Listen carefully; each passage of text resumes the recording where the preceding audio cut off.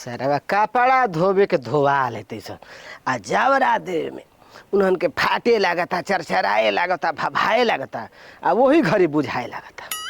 का करबो हो ये तना आदमी दिने पर दिन मक्खी चूस होखे लागे तो कंजूस होखे लागे तो कि कुछ कहे मान के ना। ये तना मेहनत को के कपड़ा धोवत तनी सुखवावत तनी गधा पलाद के लिए घरे घरे पहुँचावत तनी तबो ये हाल बा। जमाने बदल गई। पहले रहे कि सरवा जावरा बांधल रहे तो आदमी टाइम से दे देते रहे। आजकल तो टाइम पर जवरो नहीं खसो दे ना मजदूरिये देते सर।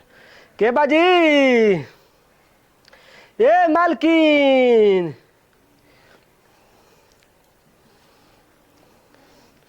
बुझा तो इहो मालकिन दाँत छियार के घर में पड़ गली का। हाँ तो जरा घर में धन दौलत संपत्ति भरा रही ऊ का करी खा के दाँत छियार के टंगरा पसार के पलंग पर आराम न करी का क्या नटाई फाड़ के चिल्लाता है? मालकिन प्रणाम। खुश रह तू ही हवा हो ते महाराज के बड़ा करे तो फेरी वाला यहाँ से कुछ लेन देन करे वाला यहाँ सन नींद में ना बाधा डाल दे तड़ा जा कुछ भी कह आ इतना दिन मर गुरल हवा कि आ जाओ तड़ा। देखी मालकिन मुआई जियाई मत जिया तना आदमी तबे भेंट होता मरले के बाद केकरा से भेंट हुई महाराज ना चुप रह गाँव में के मेहरानू बोला के मैं लेवा लगा दी फीचे वही ह आ तोहन जाना के ना जब मौका रही तो ना आई बजा आ जब काम हो जाई ना तब दौड़ के आई बजा के लिए आई मालकिन जल्दी ले आई का लेके आई हो मैं कपड़ा लता फीचा आ गइल बाटे। देखी ऐसा थोड़े होई कि मल फीचा गले कुछ तो छूटल छटकल होई। अरे सया ब्लाउज चोली का तो ले ले ए महाराज मल कमा हमर मौगिए करी तो हम का करब। उ जान त तनी गोड़ा तरंगवावे के मन करेला आवेली त रंग देली नो नाखुन नाखुन मैं काटोट देली ऊ कुल काम नौनिया के हमारा रोवो कहाँ सोचे लागत तनी ठीक है बताई नौनिया के हमार में हैरत बना दे धोबिया के त अच्छा लागी।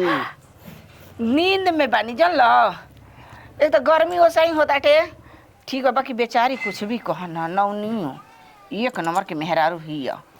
देखी मालकिन घाम लागत टे जल्दी ले आई ऐसा बेड पर परेड करत रहत तो चुपचाप सुता तब जब घर में त का धोई बहो कपड़ा महाराज अबे तो हम कपड़ा पसार के अब तनी सुखवा के उ काल सुखाई त परसों दिन सबके के घरे पहुंचा दे। ठीक बा अब सोचल है कि काल वाला कामवा फीचे वाला जन बात के गांव घर में मांग के बटोर नहीं हम एगो गांव से थोड़े काम चले वाला बा हमर कोई को गांव बाटे ना जी महाराज कहीं का ले आके दे तनी जौन होई तवन ठीक बा जौन दीपावली दीपावली अब 2-1.5 महीना में आए वाला बा। ऐसा न तो होखे कि दीपावली के घड़ी लुका जइह ना पता हो जइह एक गांव के कपड़ा छोड़ दिया वो गांव के धो दिह ना मालकिन हम सरकम धो ना अइब तो सब तारा ले काम खत्म हो जाई। अरे ली अब ना तारा से हमारा काम थोड़े चले वाला बा अब तो ये कह के धोइले बनी तो वही तरह निभावत तनी ठाट बाट से ऐसा बतियावती कि बुझाता कि इनका लेखा राजा रजवाड़ा की होइए नहीं की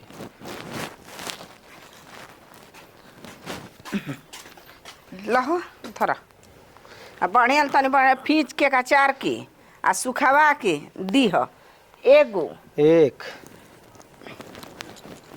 देखो हाय देखो दो ठीक गर्दा गिरता हो तीन और नहीं ना अब देखा खोल सोल बाटी जान लो तकिया के साड़ी एक बार दे बना कली ना बेलावज धनी ना साया धनी तारा खातिर ताकत नी नहीं कहू चुरिए देहनी ए महाराज कहीं का खाली ये ओढ़ना बिछावना भारी वाला कमावा खाली हमके देनी सुना हल्का हवा कमावा रहुआ देहती त कितना बढ़िया रहला ठीक है बा चलिया फीचे खातिर तू ही बाड़ो अब सब फीचत है तो हम ना ई ना फीचा जी महाराज ओकरा में कौन पढ़े के बा पानी कौन जन खरीद के थोड़े ले जावे के बा कहा नीचे खोल के दे दी ए महाराज कहीं का साया बा तनी साया तो फीचबे करी ना चोली का अच्छा फीची हां चली ठीक बा जान तनी आज लेके जा तनी काल फीचम परसों दिन सुखाई नरसों दिन लिया के पहुंचा दे और तरसों दिन ना होके के चाहिए ना तरसों दिन ना होगी चलो ठीक है बाटे पहले से बड़ा रहुआ चक्का चक्का लागत तनी का बात बा आजकल ठीक है ना आदमी कहता मन कि धोबिया छीनारा हो गइल बड़ा सन घरे घरे धोवा चलता बसन कपड़ा लेता निहारत न तब बड़ी बोलत बसन चली चली ठीक बा। खा तनी अपना भतार के कमाई तब न चिकना तनी कि तार कमाई खातनी। ना भगवान करस कि रउआ दिन दुगुना रात चुना चिकनाइल करी खूब मोटाइल करी गांव घर पड़ोसन के एकदम बनवले जइब कि ना? जा तनी महाराज रउआ काहे इतना खिसिया काहे ना हो? सुघराई निहर बा, मोटाई निहर बा, लिपस्टिक निहर बा, काजर निहर बा, औरी कुछ निहर लग बताब। देखिए जियत जिंदगी बा तब केहू हंसता बोलता बतियावता मरला के बाद केहू केहू के पूछी महाराज कहीं का रउआ छोटी गो बात के एकदम बड़का बतंगड़ बनावती टोला मोहल्ला के सुनावती लोग सुनी त का कही कि धोबिया साफा एकदम छिनरे बका ओसने लगत ड़ बा महाराज सुनाओ का काहे धोबी निया दिने प दिन दुबारा आते ज्यादा खटावत ड़ का?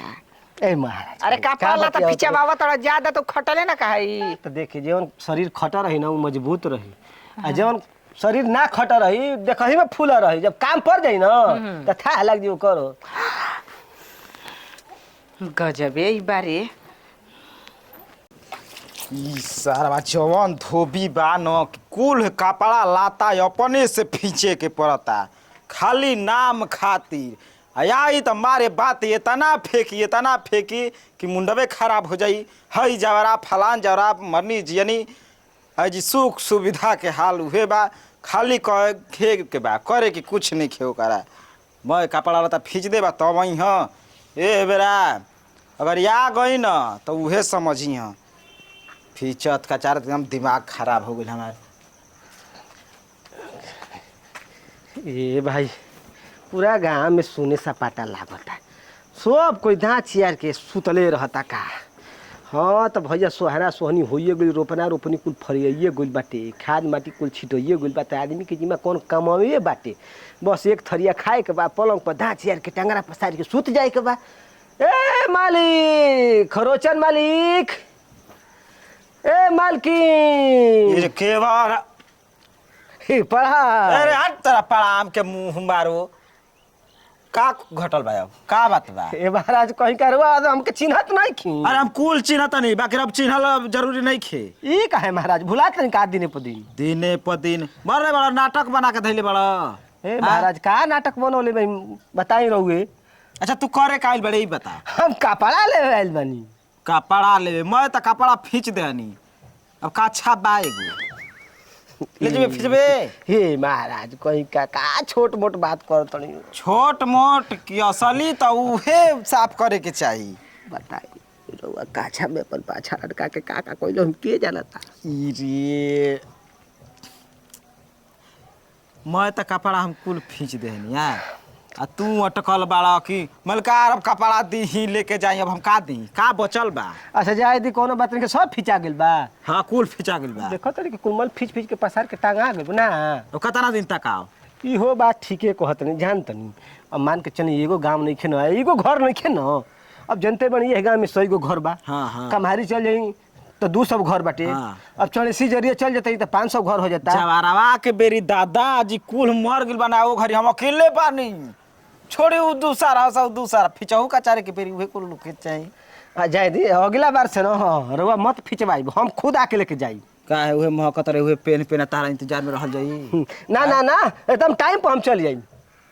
टाइम पर चलिए अब हमारा कपड़ा लता फिचही के नहीं खे। देखिए गधा चराओ गधा के बुद्धि कुल हो जाता अपने तो फीचे ना कचारे के बा मैं देश के फीचत अपने वही तरह बसात रहे के बा। पे महाराज पे महाराज हले बाबा जी बोल लेके अब तो गोता आ गइल बाटे तो का लेके जाई। अब गोताइले फिचल का दही हम चली ठीक है बा कोनो बात नहीं के हम जातनी। ये महाराज खून लागे बा मर्डर डर गेल बा का। अरे उ मच्छर रहा अब का करबो। हां तो और खूने इतना मीठा बा स्वादिष्ट मिलत त कहां जे सो।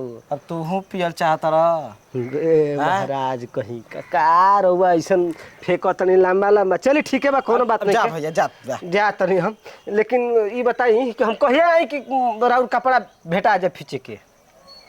अब कहिया हम बताई अब गांदा कहत अबे कुल गोबर में सान के दे देई सरौआ के दिमाग खराब कहिया गंदा हुई एकरा मूर्ख के ही पता नहीं खे कि 2-3 दिन के बाद कपड़ा गंदा हो जाला। अभी पूछा था कहिया आई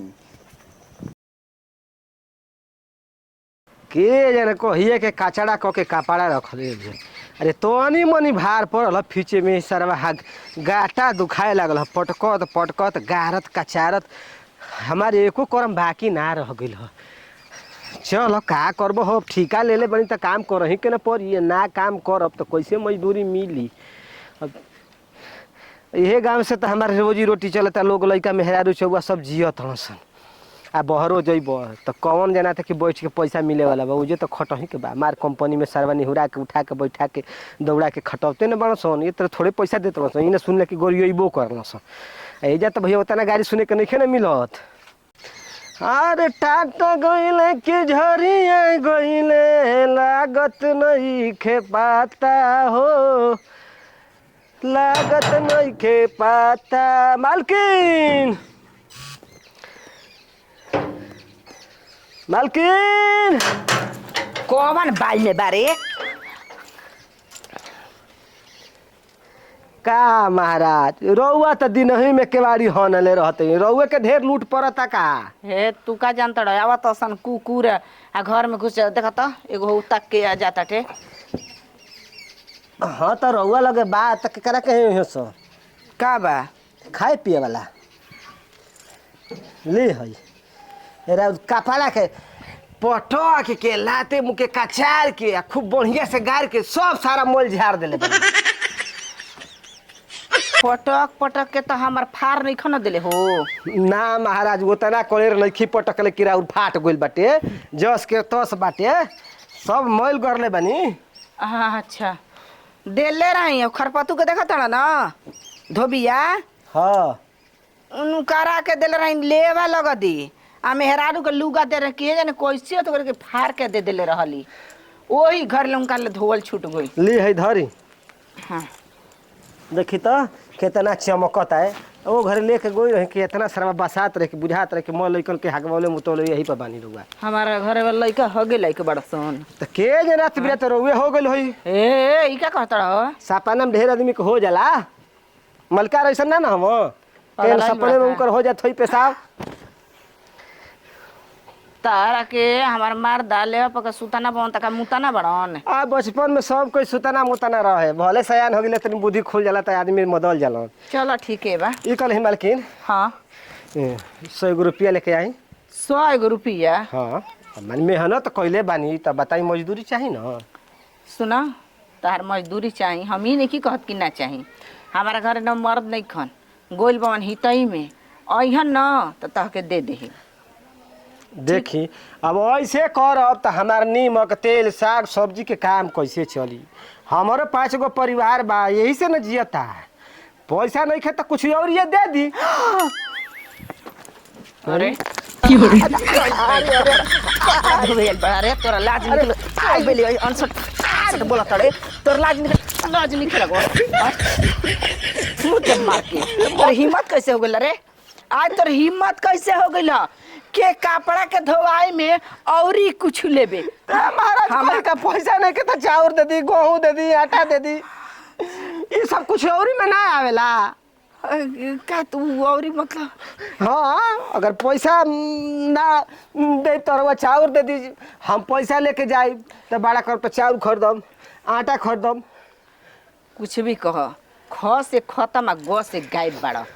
मार धलस तारा कहेला कि नहीं द हमके चाउर के हमरा सामाने मांगता रे। हां ए कुछ कहत लगा हो पूछेला महाराज रवा का जान के मरनी ही हम जाननी है ना, लेकिन छोड़ा हटावा ना ना रवा कह दी। जब इतना धो देनी बढ़िया से सरवा इतना निमन से हमको पड़वा ना धोई ना जितना। अरे हम समझनी है ना कि सुहाग दिन मनावे कहतावे। देखी हमरो मेहरारू बिया एक लकड़ी के त का हो गेल। तू घर मेहरारू देखले हड़ा त हम जनी के सही कहता। एकर मतलब जितना गुणन के एक लकड़ी के मेहरारू रहे सब रोवा लगे आई। अरे संहार के मुंह बोलना त फोड़ दे मुंह हमार। चुपचाप रही महाराज कहीं के। जैसे मोट शरीर ले बड़ी वैसे मोट दिमाग से बतियावत बताई है तेरा गिरल गोइल सोच बारू कि हम का कहीं। चुप का छी हो ले के देतनी तोरा कहेला कि चाउर गेहूं कुछ दे दी, ऐसे कहेला तो कुछ मतलब कहला तो हम समझ गनी कुछ औरी। हाँ रवा सोचे नहीं क्या है दादा हमारे पलाइन मारता है ना। कोनो गारंटी बा? धोबी पर अब चाहे बेचे रसन गली तारा से बतियौले बेकार बाटे। लेके आओ तो नहीं रहियो। ले आओ जल्दी। सरवा हमार माई बाबू इतना प्यार दुलार से हमरा के पोस के पाल के बोले चुका कह दलक कि आज तक ले को थप्पड़ ना उठौले रहियो। काहे हो लेकिन का कोई सरवा इज्जत मान काहे उतर मुंह गइल। बन के पियाज भइल बा। ए महाराज काम कोई मालकिन धो के धो देली। काहे तू मालकिन के धोतला आ मालकिन तोहके धोतड़ी बात का बा। बात ये रहल न कि एक हफ्ता के कपड़ा धोले नहीं। अच्छा आ मजदूरी मंगल है हाँ। तो कहत रही कि पैसा नहीं खे। हाँ हमार मरद गइल बा तय करे। हाँ हाँ दूसरा दिन ले लियो तो हम कहनी कि कुछ और ये दे दी।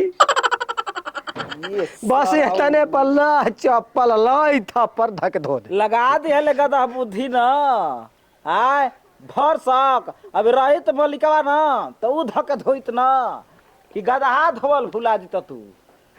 ए महाराज देखी रोवा गलत सोचे लगनी। गलत का सोचता नहीं ई बताई। पहले तो मरद नहीं खे आय ओकरा कहे पैसा का ए भौजी का हो बबुआ? खूब धोआव तड़ू धोबिया से ना का हो? का धोए के मांगता कि कूट देलू हो। कुछ ना ला ला अपने बांध लो आ लटका लो। हो गल? हाँ हो गइल। हाँ अब कमी नहीं ना। अब का कमी बा जौन आखिर बाकी रहतन पूरा रवा कोइए देनी धक धोइए देनी। तो सोच समझ के ना बोले के चाहिए। हाँ तो सोचिए समझ के ना रवा पीटे के चाहिए। जौन मांगत बुझानी का ई बताओ हमरा की। देखी हमारा कहे के मतलब रहल कि जब पैसा नहीं खेरे हुआ के तो गहूँ दे दी चौरे दे दी का दिक्कत बा। तो बते कल हवा के चाउर गहूं दे दी कुछ और ही कले हम। हाँ तो कुछ औरी में ना आवेला महाराज हाँ, कहे का। तो पैसा नहीं खेता आदमी सीधा कहले कुछ औरी दे दो। केहू कही कही कही हो तू ना सोच जीवा ई शहर ना देहात ह। एकर मतलब ना कुछ औरी के बदले में रहुआ केहू के देले बानी। आखिर तबे ना दिमाग हो जाई। पगला जाई। तू ही बताओ मलिका गलती कहतनी। ना ना ना ई तू काहे के हुंकारी भरतड़ आय तोहर मौगी से कोई मांगी तो मिस्टेक चुप कर। रह। अपना में जाला तो बुझाला दूसरा में जाला तो लूर दूसरा में सहुर जाला। सीख जो काहे से किया जिनका घर काल हमरो घर जइबे। हाँ। आ ई कुल बात अगर सुन ले गांव में तहार उहे हाल होई। खलवा खींच के आ उ धोवावे लागो। हाँ तो केतनो हसुआ टेढ़ रही तो अपने और खींचिए एक गांव के बड़ा यही से न खींचत रह। कपड़ा धोवाला से मतलब बा कि घास भूसा के पढ़ाई कैला से। ये छई बताई जे कपड़ा धोई मजदूरी ना ली। काहे डाली अब पैसा के बदले में हमारे चौरे गहूँ मिल जी तो का दिक्कत बाटे। तो उहे साफ कह देला कि मलिकाइन अगर पैसा नहीं खे तो चाउर गेहूं बा उहे दे द। हां तो देखी मलिकार हम समझ रहे कि आज के आदमी समझदार हो गइल बा। इशारा काफी बाटे। ना आजकल सीधा सीधी बतावे के बा ना तो तुरंत घुस जाइए ने सोन में घूम जाइए। जानत नहीं खो बड़ बड़ गांव में जातन बड़ बड़ मेहरानन से बतियावत हन ऐसे ही हमरो से बतियैले हम तो हम का बतियैले नहीं लतियैले हनी ना एक नंबर के काम करी ना कहाँ भैया रहत हल जाला ना हर कावल ठीक परिकावल ठीक ना ना एकदम ठीक गोइल बना अपना फुआ गाँव में सारा उनकर फूफा के लड़की के देखे तरा देखो सटियावे लगल पटियावे लगल बतियावे सरल लगल। सावन भरल बाद ढकेले के फेरे में पड़ गइल। चलो ठीक बा अब नहीं खेल लाइन बिगड़त का लाइन अच्छा बिगड़ी तो बताइब। हे लाइन ना, ऊपर ना काले- बिगड़ी काले- ट्रांसफार्मर यूज हो जाई। तू का जन्म बहुत बढ़ बढ़ के ही बोलता बहुत देखा। ए महाराज वो इतना पीट दिल बड़ी हमरा के ना कि अब का कहीं कुछ और निकलत दिमाग से लेकिन अब कहम ना तू बड़ा। चल जा हो गया ना ए मालकिन अब अवरी चाहता आके दा तो हम हरे से आवत लेके बोंगदा ई कह कि कपड़ा नहीं खे ना फीचे के अबे तो फीच के देले ना हव तो का करी मान के चलो रोज आदमी पहले तरह खोलत तरह रोज फिचाता रोज सुखता रोज धोबी लेके आवता जाता तो हमारा कामे न बा। नहीं अब होखबो करी ना तो 2-4 दिन के बाद चली ठीक है बा कोनो बात नहीं। गजबे बा चारू ओर देखता या नहीं रेखता।